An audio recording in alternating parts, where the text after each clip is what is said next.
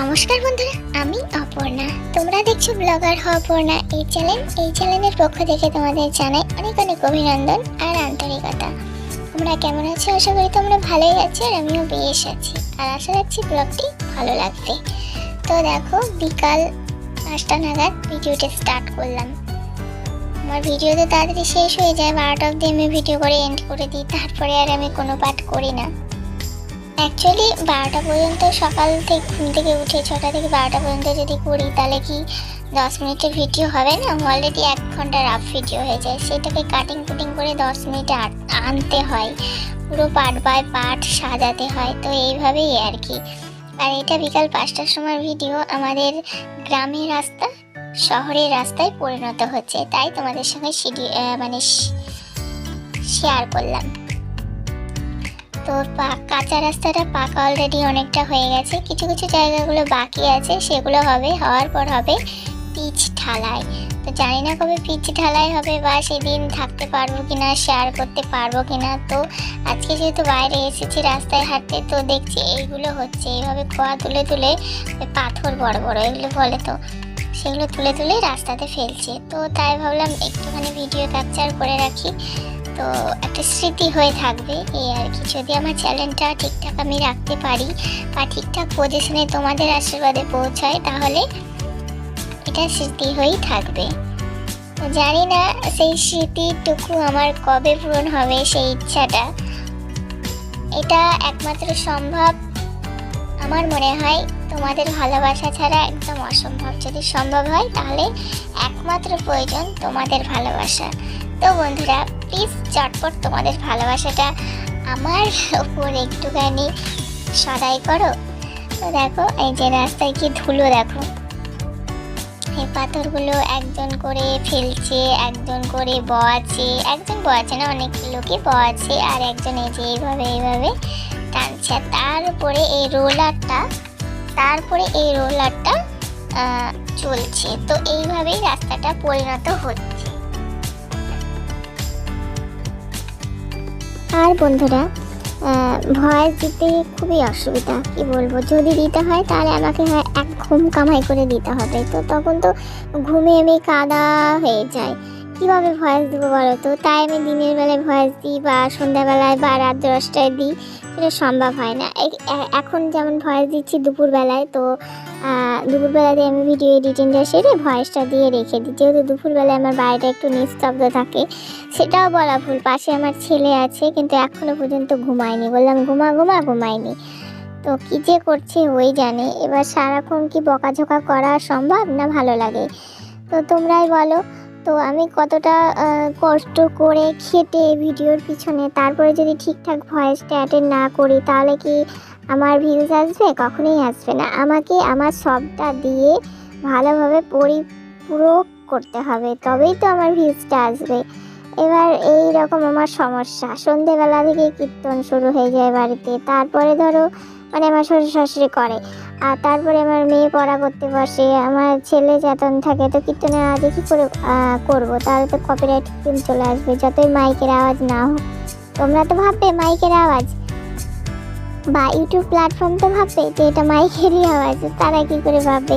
কারণ আমি তো সেই সবের ভিডিও করি না, তো ওরা পছন্দ করে না, তাই করি না। তো ওই আর কি। আর এই রকমভাবেই আমাকে ভয়েসটা দিতে হয়, একটু কষ্ট করে ভয়েসটা দিয়ে। আমার বাড়িতে কঠিন কষ্টেরই ব্যাপার। ওই যে বললাম, ঘুম কামাই করে যদি রাত্রি 2টোয় দিই তাহলেই সম্ভব, তা নইলে সম্ভব নয়। তো এখন ঘুম তো আমার ভাঙতে চায় না। একবার যদি আমি ঘুমিয়ে যাই তো মরা হয়ে যায়, কি বলবো, এমন গাঢ় ঘুমে ঘুমায়। আবার যেদিন ঘুম আসে না, সেদিন তো ঘুম আসতেই চায় না, একদম তাকিয়ে রাত্রি কাভার করে দিই। কি জানি কেন আমার সঙ্গে হয়, তোমাদের সঙ্গে কি হয়? তো তোমরা অবশ্যই কমেন্টের মাধ্যমে জানাবে। আর কিছু কিছু ব্যক্তিগত কথা তোমাদের সঙ্গে শেয়ার করতে গিয়ে দেখো অনেক কাজকর্ম হয়ে গেল, যেগুলো একদম কিছু আমি শেয়ার করতে পারলাম না, ভয়েসের দ্বারা শেয়ার করতে পারলাম না, দেখাতে তো পারলাম। তো দেখো, এই যে মাছের ঝোলটা হচ্ছে, কালকের মাছ, এটা পাশের বাড়ির একটা দিদি বাবা ধরেছিল, তো ওকে দিয়েছে, ও আবার আমাকে হ্যান্ড ওভার করেছে। তো কালকে ভেজে রেখে দিয়েছিলাম, কালকে তো খাইনি, কারণ কালকে ময়া মাছের ঝোল হয়েছিল। তো তো সেই জন্য তো এতে ছিল বাটা মাছ আর তেলাপিয়া আর পুঁটিগুলো ভাজা খেয়ে নিয়েছি, আর বাকিগুলো আছে। আর মাছটা ভেজে তুলে নিলাম। তারপরে এই যে আমার ব্রেকফাস্টটা সেরে নিচ্ছি। ফার্স্টেই মোচার তরকারি রান্না হয়েছে, তো সেইটা দিয়েই আমি ব্রেকফাস্টটা সেরে নিচ্ছি। আর আমার তো ব্রেকফাস্টে বা খাবারে যখনই খাবার খাই তার সেখানে তো গাজর পেঁয়াজটা থাকবেই, তাই না? তো দেখো, তাই গাজর পেঁয়াজটা অ্যাড করে খেয়ে নিলাম। আর তারপরে এসে দেখি এই যে মাছের ঝোলটা আমার পুরো রেডি। তো তা এখন আমি নামিয়ে নিলাম। এই মাছের ঝোলটা কিন্তু দারুণ হয়েছিল খেতে বন্ধুরা। আর বেগুন দিয়ে মাছের ঝোল করলে তোমরা অবশ্যই রাঁধুনি ফোড়ন দিয়ে করবে। আর মাছের ঝোলটা নামিয়ে নেওয়ার পরে এখন এই করলা আলু ভাজাটা চাপিয়ে দিচ্ছি। সেটা একদিকে লবণ হলুদ দিয়ে নাড়া দিয়ে নিলাম একদম। আর তারপরে এই যে কৌটোগুলো একদম গুছিয়ে নিচ্ছি। আর সকালে তো চামচ থেকে এটা উল্টে পড়ে আমার কাজ বেড়ে গেছিলো, তাই আবার আমি এটা সোজা করে রাখলাম। আর এই লবণ তুলতে গিয়ে লবণ পরে হলুদ পরে, তাই এই জায়গাটা একটুখানি মুছে নিলাম। আর এইভাবেই আমি একদিকে রান্না করি, একভাবে নিজের কাজগুলো গুটিয়ে নিই যাতে একটু তাড়াতাড়ি হয়। আর এই যে আমার করলা আলু ভাজাটা একদম পুরো পারফেক্টলি হয়ে গেছে, এবার নামিয়ে নেব।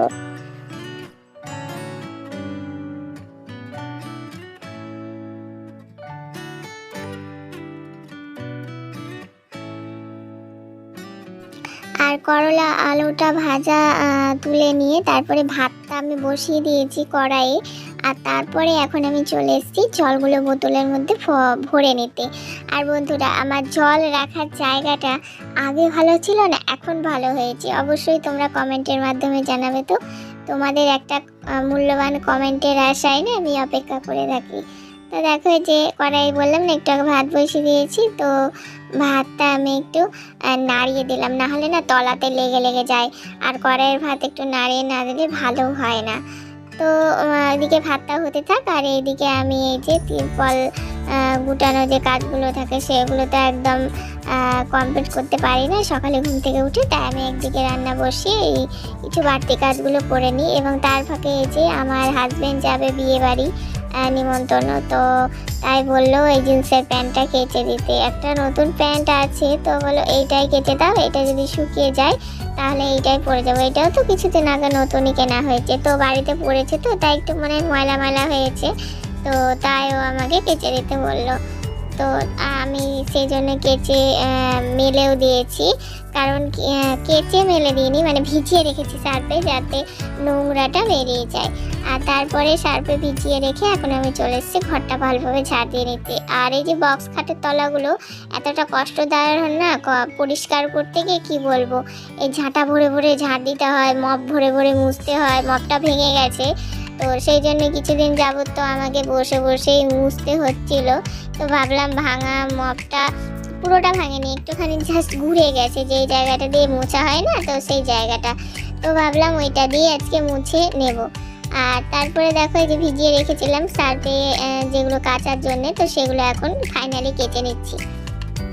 আর প্যান্টটা দিয়ে একটুখানি হালকা রং উঠলো, একে তো হালকা কালার, তার মধ্যে আবার রঙও উঠলো। ওই যে আমার হাজব্যান্ডেরই কিছু জামা আর আমার ছেলের জামা প্যান্ট, এই আর কি আজকে ভিজিয়েছিলাম। আর ভিজিয়ে এসে এখন গ্যাস ওভেনটা মুছে নিচ্ছি। আর গ্যাস ওভেনটা আজকে মুছতেই ভুলে গেছি, রান্না করে সঙ্গে সঙ্গে না আমি মুছে নিই, তবে আজকে মোছা হয়নি। তো দেখো, এখন আমি চলে এসেছি ঘরগুলো মুছে নিতে। তো ফার্স্টে এই রান্নাঘর মানে বেডরুম কাম কিচেন রুম, একটা ঘরেই তো সব কিছু, বেডরুম কিচেন রুম, তো সেইটা ভাবছি মুছে নেব। তো তাই আজকে গ্রিল বারান্দায় ফার্স্টে মুছতে চলে এলাম। তো এই যে গ্রিল বারান্দাটা মুছে নিচ্ছি এখন। আর গ্রিল বারান্দাটা মুছে নেওয়ার পরে আমি এই যে এই সাইডটা মুছে নিচ্ছি। এইটাকে কিচেন কাম বেডরুমই তো আমি নাম দিয়েছি, তো এইটা মুছে নিচ্ছি।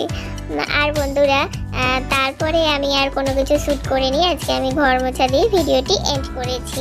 তো যারা যারা আমার চ্যানেলটি সাবস্ক্রাইব করোনি, যদি আমার ভিডিওর কোনো অংশ ভালো লেগে থাকে তো অবশ্যই তোমরা লাইক কমেন্ট শেয়ার করে দেবে। আর অবশ্যই পাশে থাকা বেল আইকনটি প্রেস করে দেবে, তাহলে তোমাদের কাছে আমার ভিডিওটি পৌঁছে যাবে সবার আগে। তাহলে বন্ধুরা, আজকের মতো এইটুকুই, দেখা হচ্ছে আগামীকাল। ততক্ষণ সকলে ভালো থাকবে, সুস্থ থাকবে। আর হ্যাঁ, আমার কথা একটু ভাববে, আর দেখতে কিন্তু ভুলবে না ব্লগ।